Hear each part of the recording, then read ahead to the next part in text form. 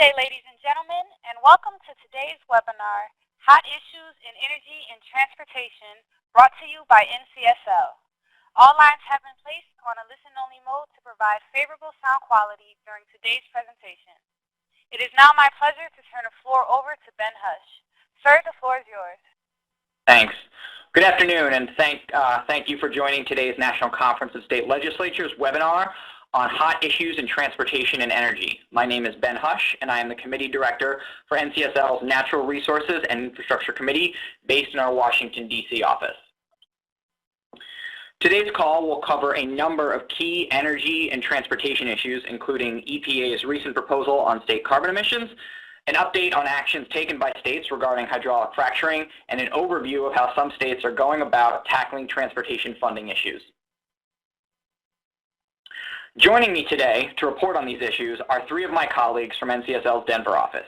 Glenn Anderson, our Energy Program Director, who is going to highlight the EPA's proposed rule on carbon emissions and what it could mean for states and how states have been responding to the proposal.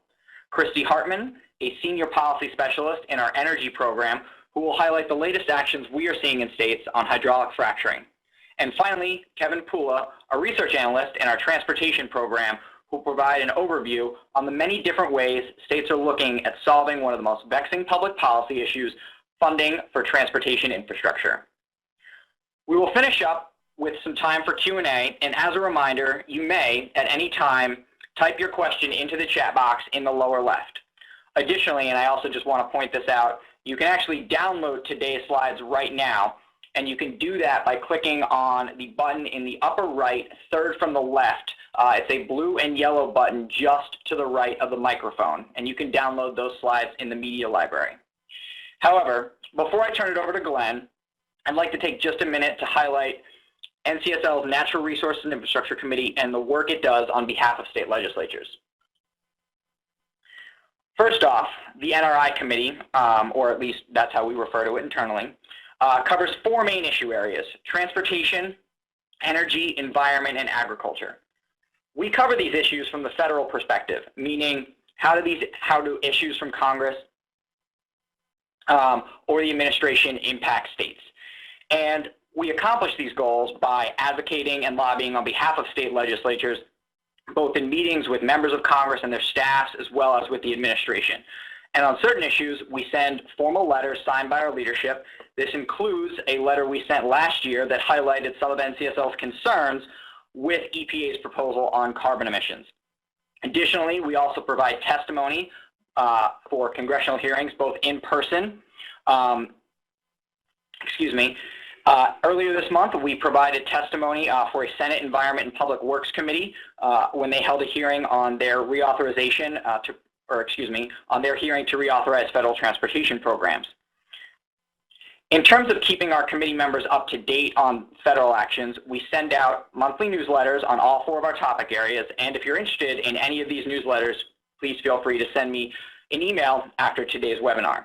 We also do information alerts on certain specific issues if they are likely to have a more significant impact on states.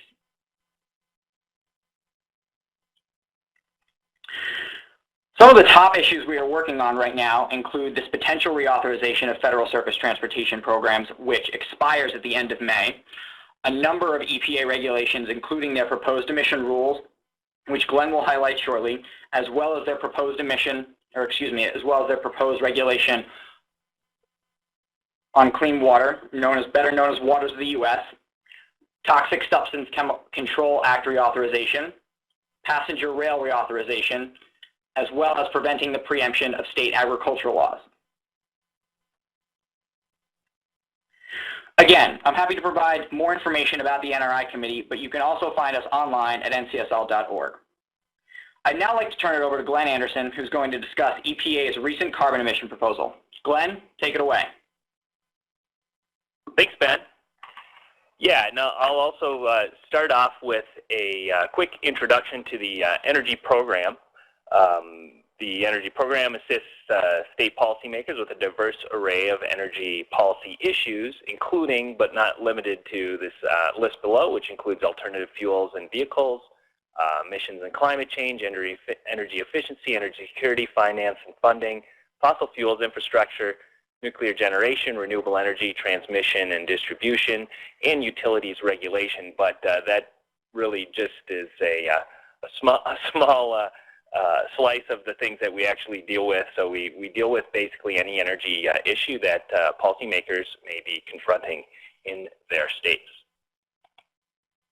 So the first thing I'd like to talk about is EPA Greenhouse Gas Regulations and the rule that EPA has proposed, which was released last year, the proposed rule. The final EPA greenhouse gas emission rules for new and existing power plants, 111B and 111D, are expected to be released mid-summer. These rules are likely to have significant impacts on many states, and many will require significant changes to a state's electric generation mix. States and utilities have numerous concerns regarding these proposed rules, some of them revolving around the requirement that significant reductions take place by the interim deadline of 2020.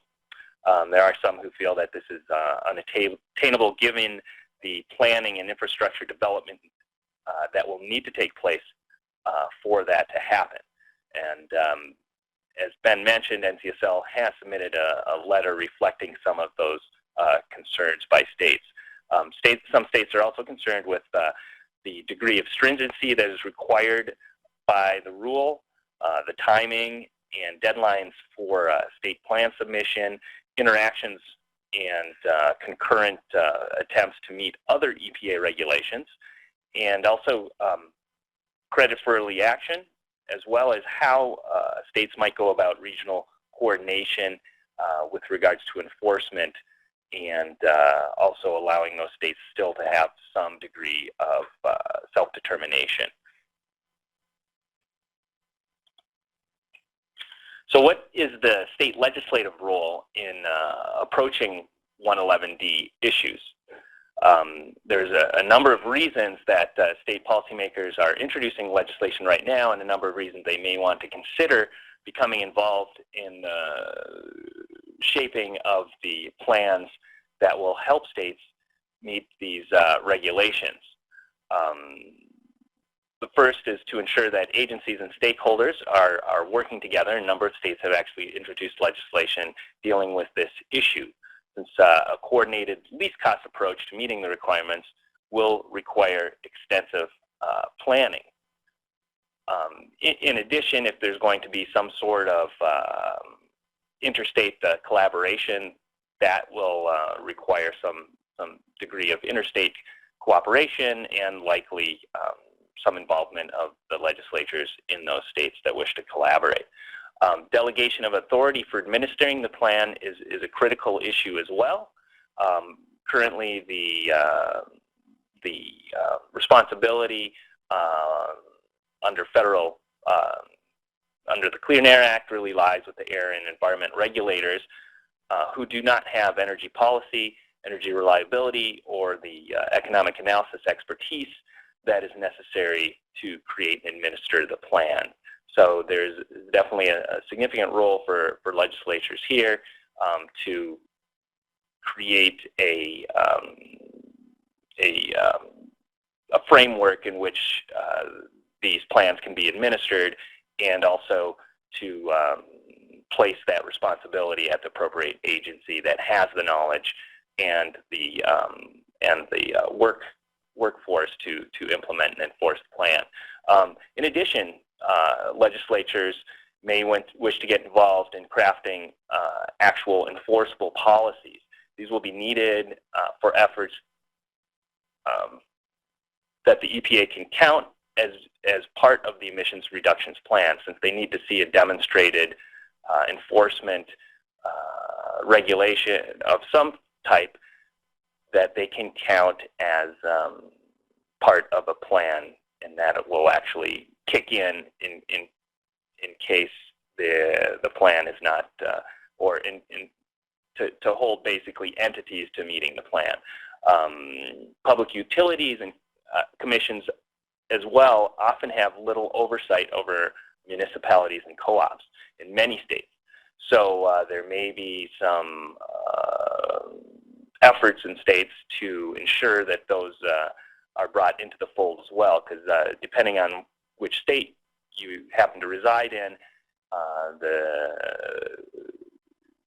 municipalities and co-ops may actually control the majority of the generation in the state. So what other roles will state legislatures have? There's a number of questions that are still out there that states are grappling with. For instance, will state planning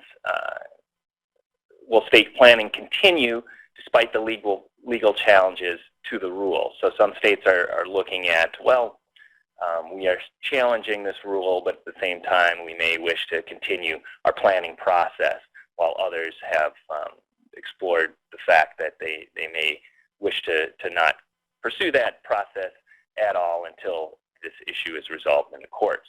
Also, with regard to multi-state compliance plans, as I mentioned, there's a number of questions. However, there's a lot of argument for coordination between states, since they often share energy generation and transmission resources. And actions in one state can definitely impact actions in another state, since many states do export or import power from other states.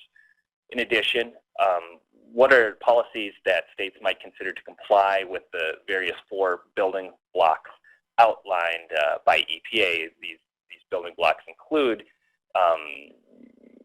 increasing the efficiency of coal-fired power plants, increasing natural gas electricity production, shifting that away from coal-fired production.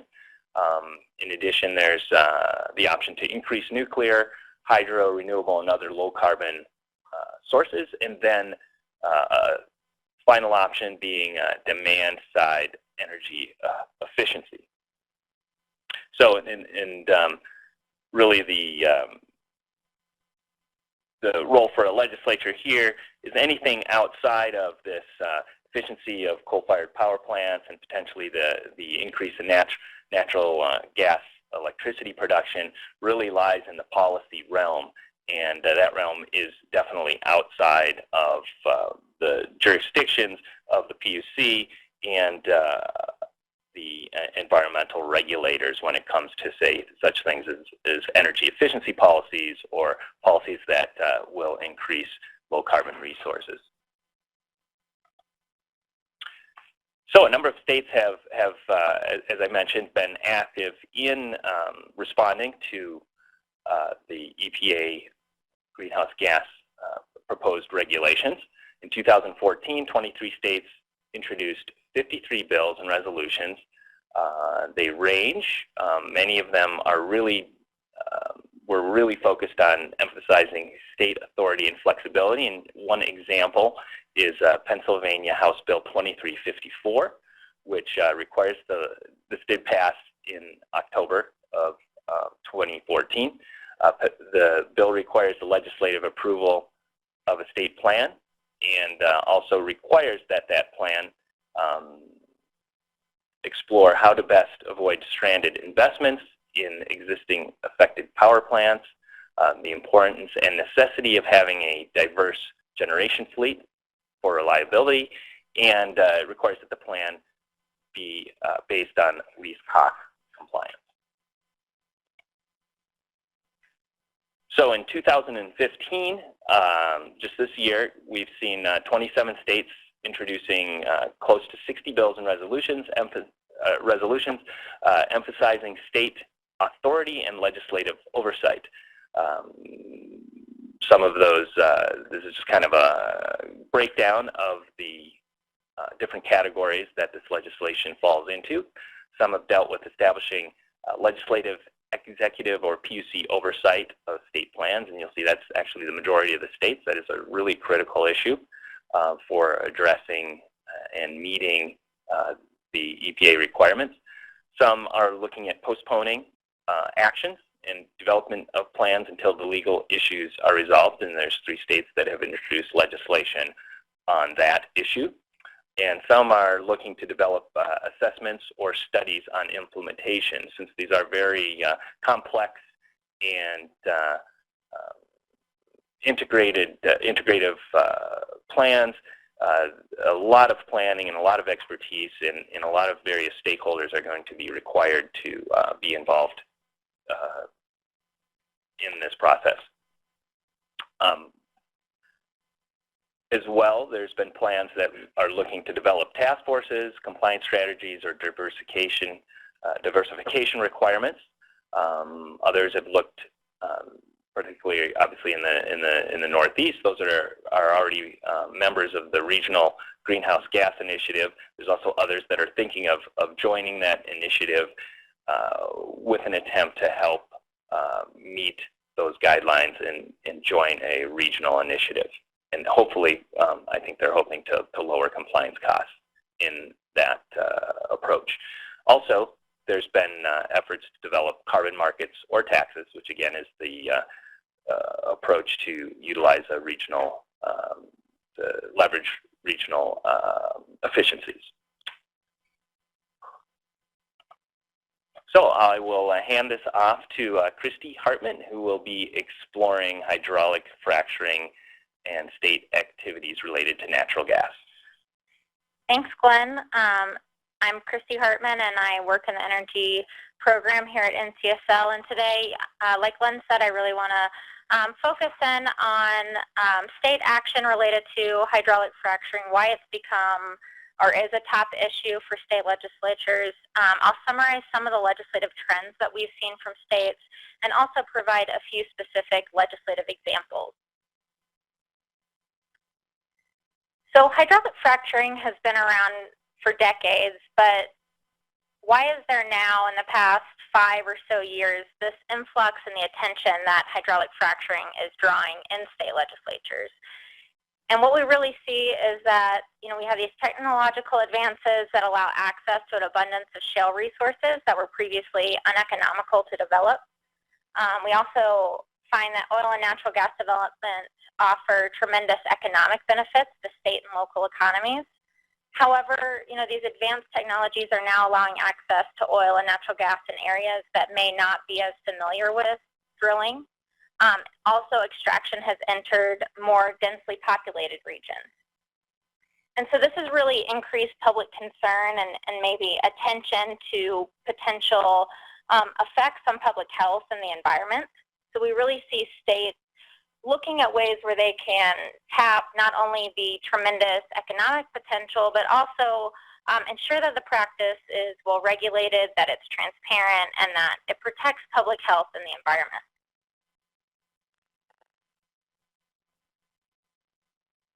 Of federal regulations that govern certain aspects of hydraulic fracturing, but states can really go beyond the federal framework.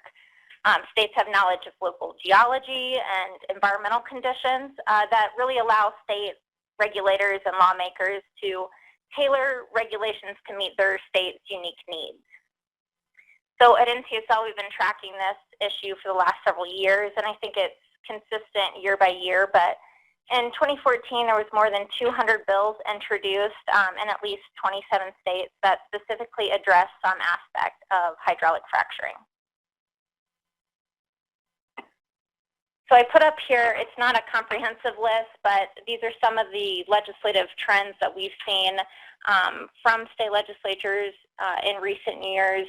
Some of these issues or legislative trends have been around for years. Some are relatively new. So one of the growing issues is induced seismicity and whether there is a direct link between waste disposal and increased earthquakes in a region. We've also seen a growing interest from state legislators and state officials, as well as the federal government and across the oil and gas industry, looking at ways to reduce methane emissions in the natural gas sector. And then we've seen a variety of different legislation and regulations that really focus in on how to protect our water resources and protect water quality. So I want to talk more specifically about some of these legislative trends, and the first is really how states generate revenue. Most oil and gas producing states have some form of a severance tax. which is an excise tax on the resources as they're severed from the earth. And historically, severance taxes have been a significant source of revenue for states with these energy resources. We really see the use of the revenue from severance taxes vary among the states. So sometimes we've seen revenue go towards conservation efforts, to education or transportation-related projects. We've also seen states use revenue to mitigate budgetary shortfalls. Right now, 34 states have some type of tax or fee on the extraction of oil and gas. Pennsylvania remains the largest natural gas producing state without a severance tax, but as of 2012, they do have an impact fee. And just this month, Pennsylvania's governor proposed a 5% severance tax on natural gas, so Pennsylvania could be moving in this direction. And then according to the U.S. Census in 2013, more than $16 billion was generated in the U.S. from severance taxes alone. And in at least 8 states, between 9% and 78% of total state tax revenue came from severance taxes. So this can really be, a significant source of revenue, especially for the states that are folded below. And I would also say these are the states, where we're seeing the most potential issues with severance taxes as we look at falling oil prices. So one of the more common legislative trends that we've seen since we began tracking hydraulic fracturing legislation is the chemical disclosure laws from states. In 2010, Wyoming was the first state to require some type of public disclosure of these hydraulic fracturing fluid chemicals. In 2011, Texas became the first state to enact legislation. And then most recently, California, Illinois, and North Carolina have all passed disclosure requirements. And these really vary from state to state. So in Colorado and Pennsylvania, for example, we see that they require that companies disclose chemical identifiers that really detail exactly what chemicals are used in the hydraulic fracturing fluid. Other states, they might not be as detailed, but most states provide some type of exemption to allow companies to deem certain information proprietary trade secret, which basically means that certain chemicals and additives used in the hydraulic fracturing process are protected from being disclosed. However, those are the same states that also, in the event of some type of accident or emergency, require that health officials have access to that information. So as I mentioned before, there's a lot of different water-related legislation out there to protect water resources. So state legislatures, we see, are taking a number of steps to help protect these water resources, and it can be through well location restrictions or some type of water withdrawal regulations, or by setting certain drill casing or mechanical integrity requirements. So one of the bigger public concerns is the potential for groundwater pollution.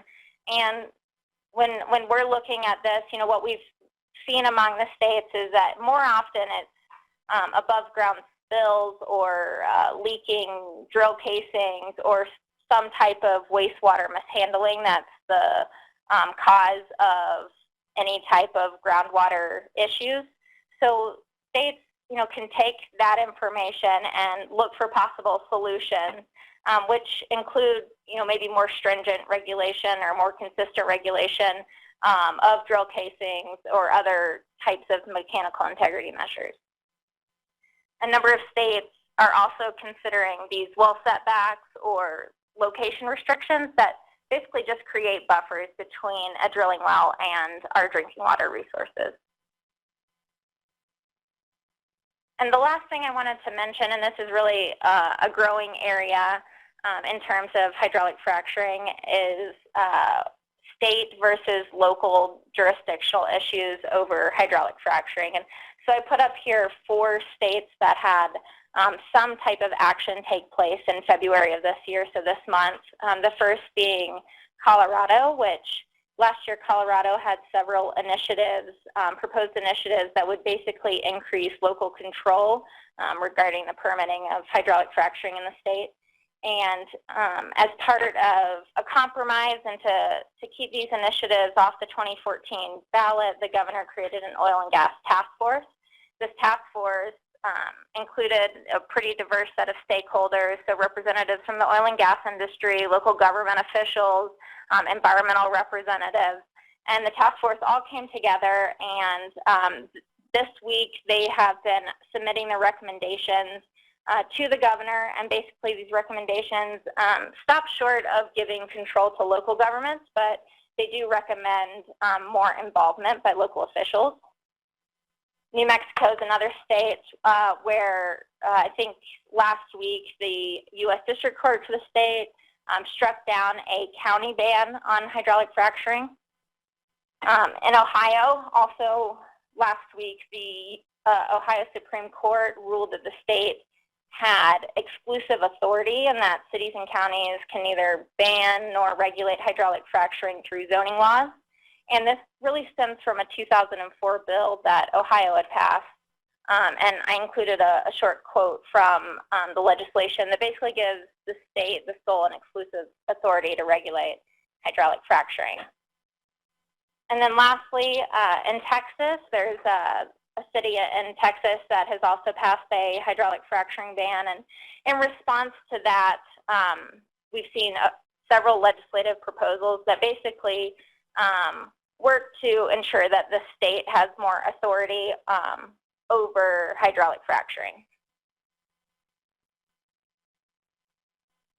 So I also wanted to just quickly mention, Glenn talked some on the research that we're doing related to the proposed rules by the EPA, but also there are plenty of other energy-related issues that we cover here at NCSL, and so we put just a few of those up here, including renewable portfolio standards. We've seen quite a bit of action in 2014 and 2015 from state legislatures related to RPSs. Also, a kind of increasing interest is safety regulations regarding transporting crude oil by rail. So for each of these, we have included links to our latest documents, and if you have any questions related to these topics, we're happy to research information or provide you with anything that we've pulled together.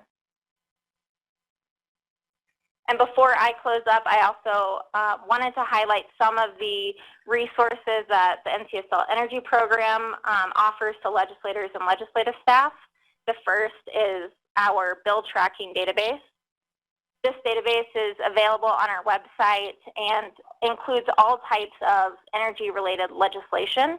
So you can go to the website. You can, if you wanted specific hydraulic fracturing bills, you could type that in as a key term or look it up by session, and you'd find all the bills related to hydraulic fracturing that we've been tracking. And if it's a 2015 bill, you can click directly on that bill and it'll take you to the bill language. So it's a really great resource for legislators and legislative staff. Additionally, we have our State and Energy newsletter, and that's really our opportunity to highlight some of the state legislation related to energy issues. Also, we provide general state energy news, also what's going on at the federal level, whether the administration or in Congress, and it gives us a chance to promote resources that we think would be of interest to legislators and legislative staff. So if this is something that you would be interested in, please feel free to send me an email and we can make sure that you're added to the distribution list. And the very last thing I want to mention, NCSL and our energy program in particular offers all types of on-demand research. Most often we do this in terms of technical assistance, where we can always travel to a state and present on an energy topic or provide a state-by-state overview on any energy-related matter. Oftentimes we testify during a committee hearing, but basically we are here to serve as another resource for legislators and legislative staff. And if nothing else, we are available to answer any types of information requests. So if you just send either an email directly to Glenn or me or our energy-info@ncsl.org, we can get back to you with any information. And the NCSL Energy Program also hosts webinars. We try to do one every month or every other month. We have one coming up next week on the future of the electric grid. So if that's something of interest to you, you can click on this link. It'll give you a summary of the webinar and how to register. So with that, I'm going to pass it off to Kevin, who's going to talk about transportation funding.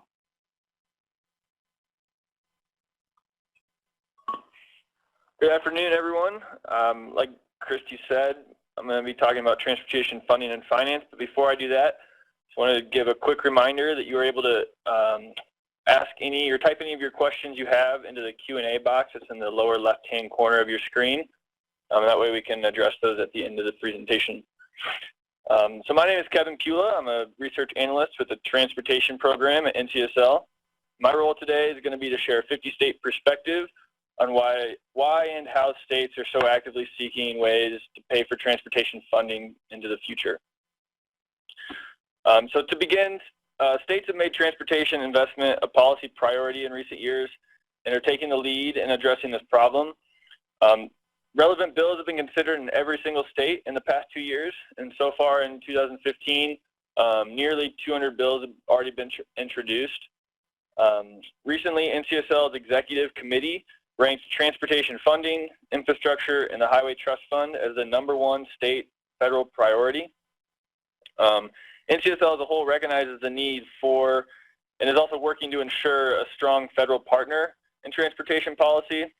But at the same time, the question that states are asking across the board is how can they provide needed transportation infrastructure in a time of change and uncertainty of a long-term sustainable federal program.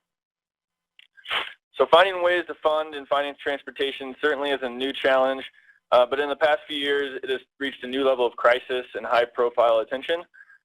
Experts agree that the nation as a whole is spending only 1/2 to 1/3 of what is needed to maintain and improve our infrastructure. The reasons for this gap are many.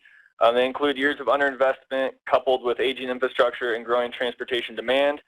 And as you'll see later, where states are choosing to spend their money is also having a major effect. So to find the solutions, first we want to understand where we are.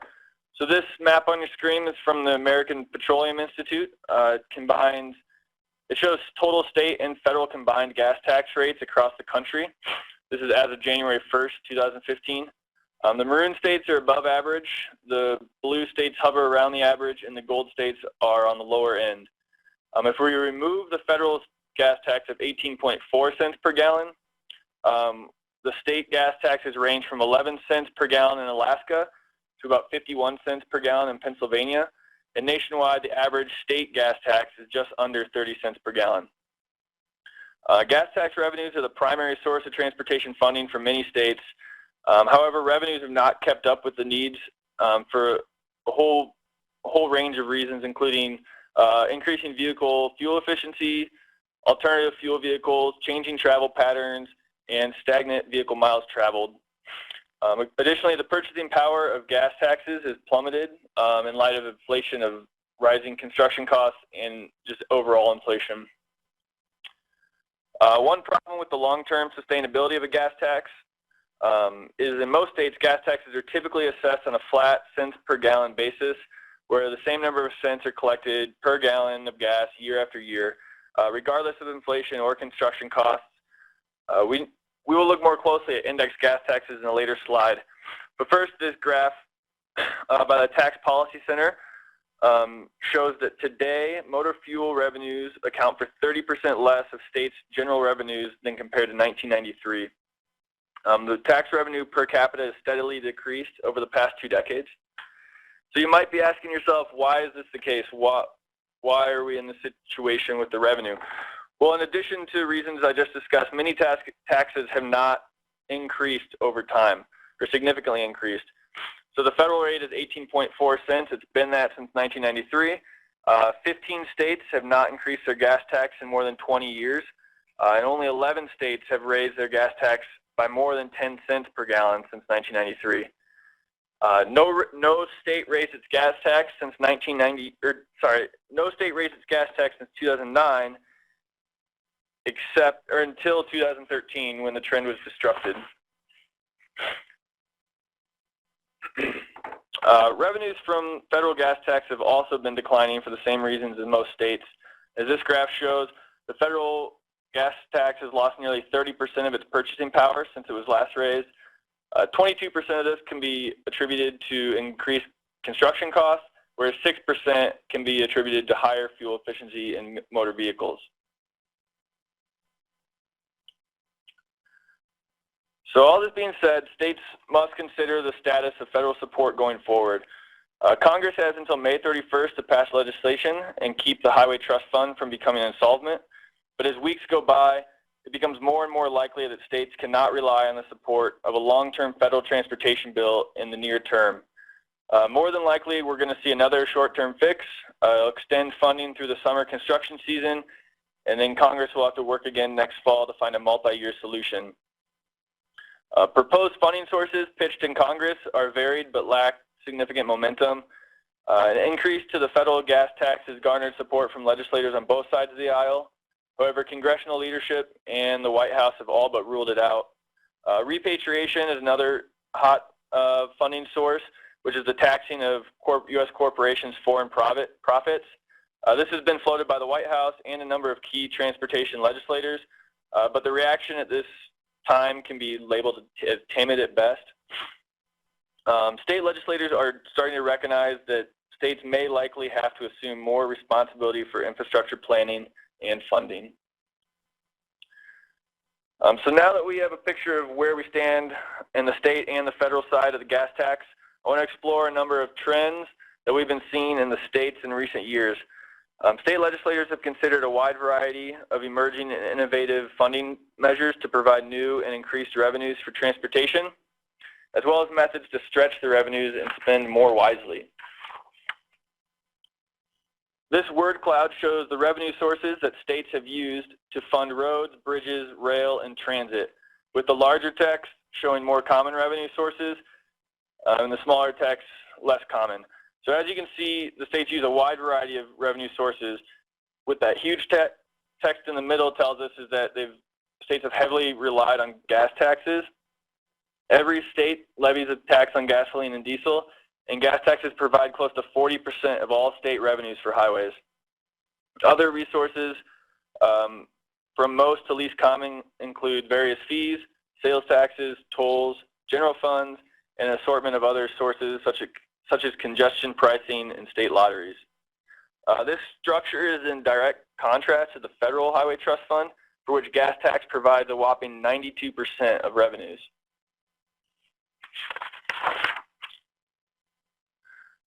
The first trend I want to highlight is the state's movement towards an index gas tax. Over the past 2 years, 9 states and DC have enacted legislation likely to increase total state gas taxes. The first such increases we've seen since 2009. Interestingly, almost all of these move towards allowing their gas tax to track with the economy to some degree, either by tying the tax rates to inflation or supplementing or even replacing their existing cents per gallon rates with percentage of price taxes. So Wyoming is one of the only states to have recently enacted a simple gas tax, which is from 14 to 24 cents per gallon. New Hampshire had a one-time increase, but it nods to the economy by basing the increase on a rate of inflation. And then just this week, the Iowa legislature passed a bill to raise the gas tax by 10 cents per gallon. It was signed by the governor on Wednesday, and it's actually going to go into effect on March 1st, which is Sunday. So it moved along really quickly. This map on your screen is from early February of this year, at which point 12 states had introduced gas tax legislation this year, and that number is now around 20, and at least 14 of these states are exploring a mechanism to index their gas tax. These recent bills have brought the number of states with variable rates up to 18 plus DC. As a result, more than half the U.S. population now lives in the state where the gas tax rate changes over time. Transitioning towards this type of gas tax at the federal level and in more states would potentially put funding on the nation's infrastructure investments on a more sustainable course.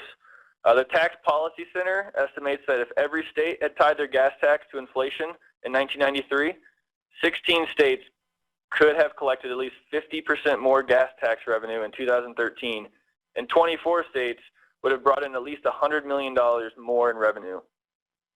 It's important to recall, however, that historically several states have rejected or repealed this kind of approach due to concerns about the effect of gas price volatility, as well as the political implications of what some have called an automatic tax increase.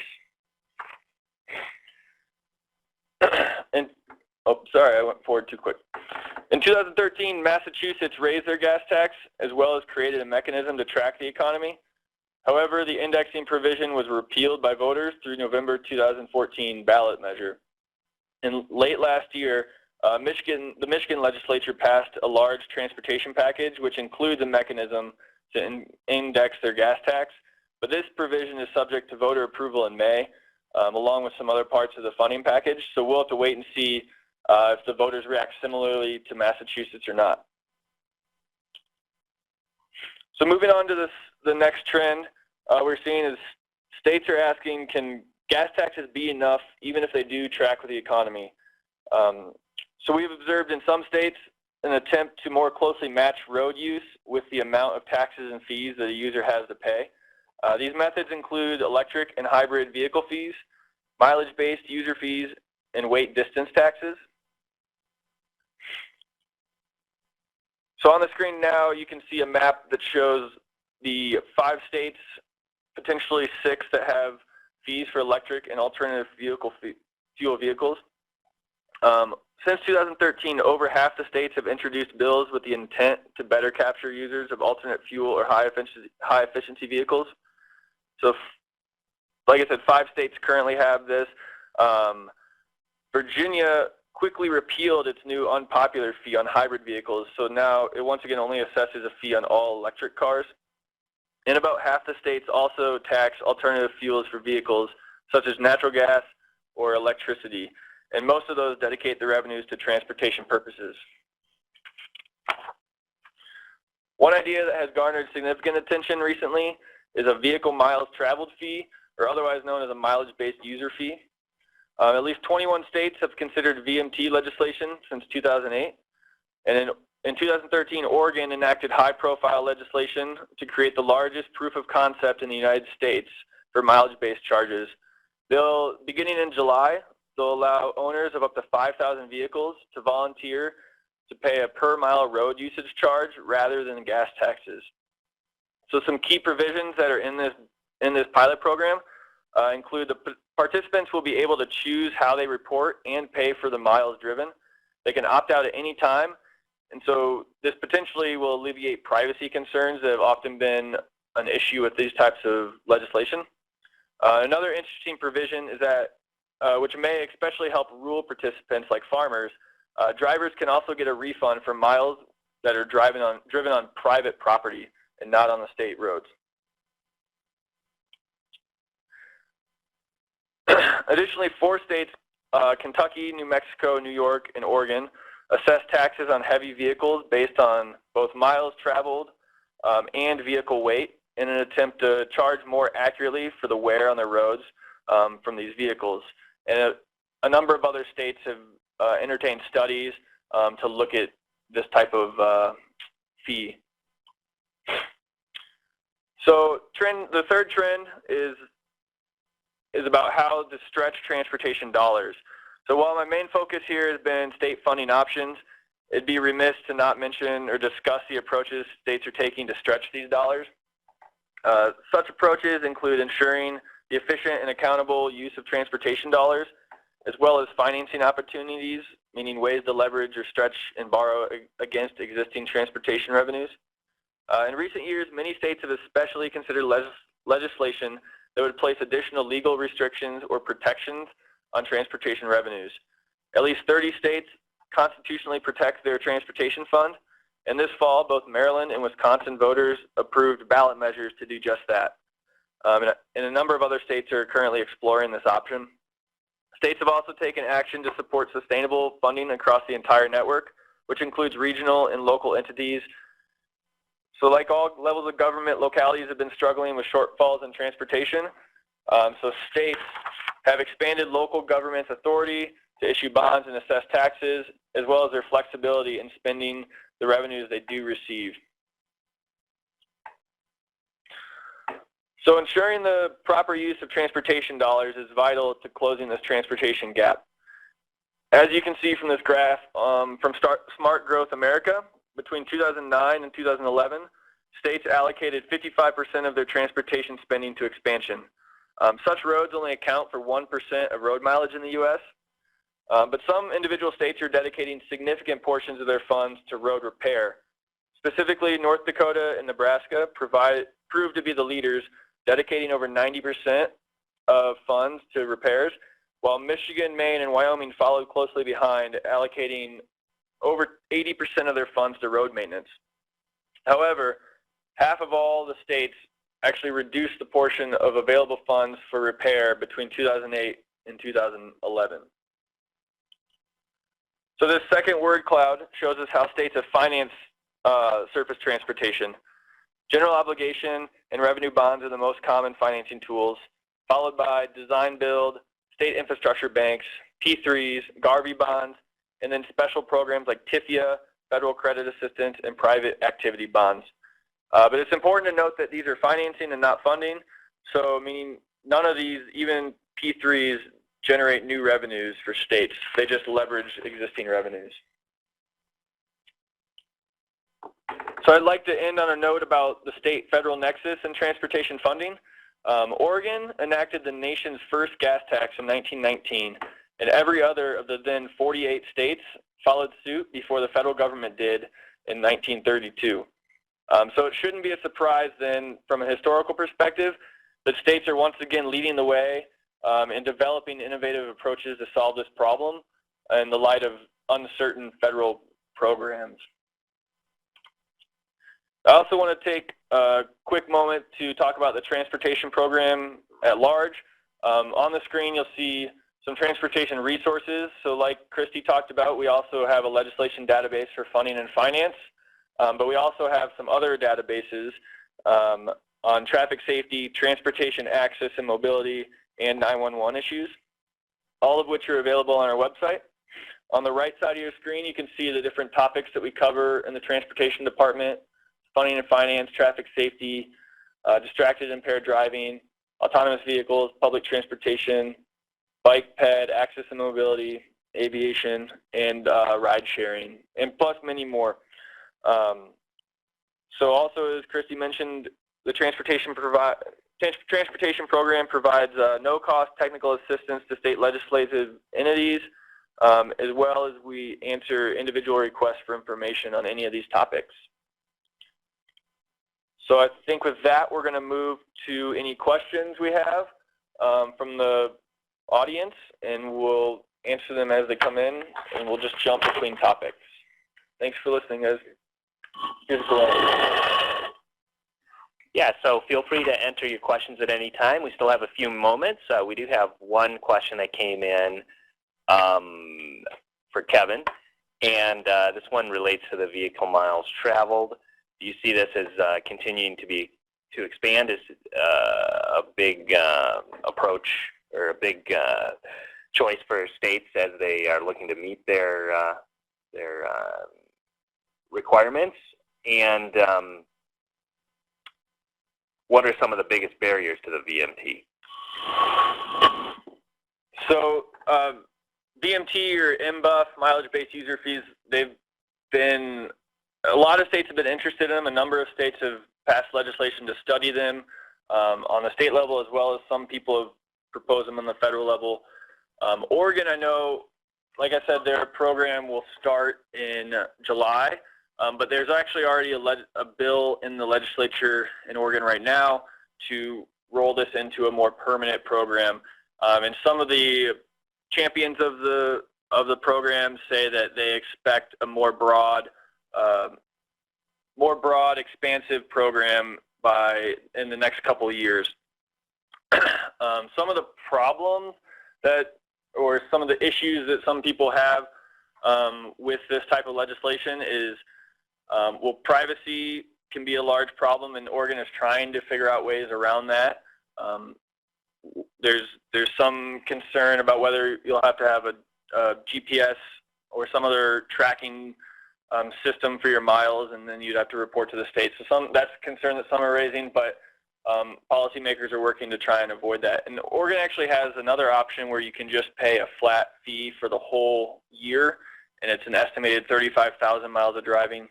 So that's one of the things that they were trying out there. So do we have any other questions? Yeah, we had another one that came in for Christy, actually. It's a two-part question.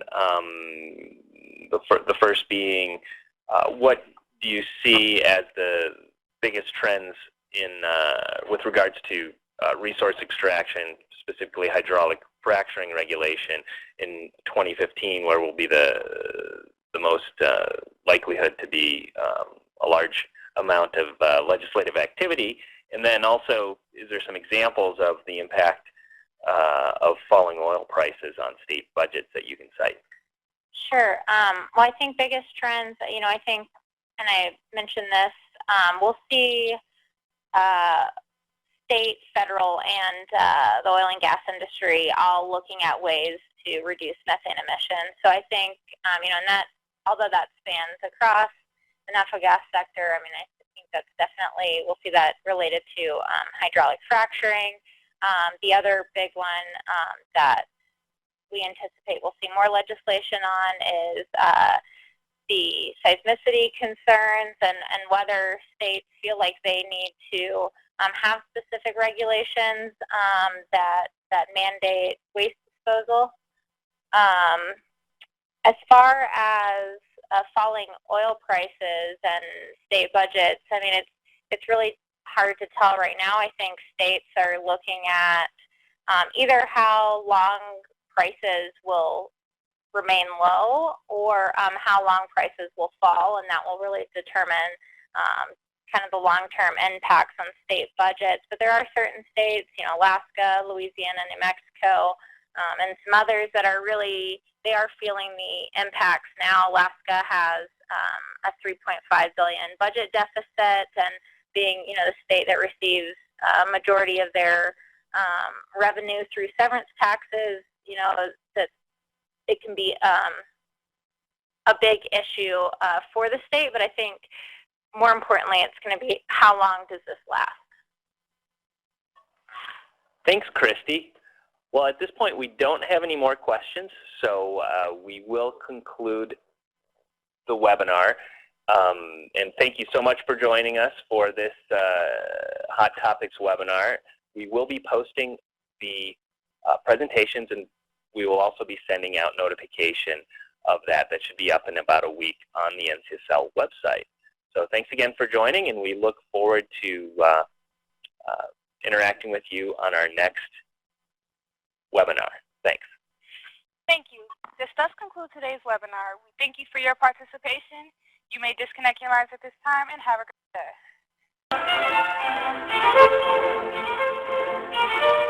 day.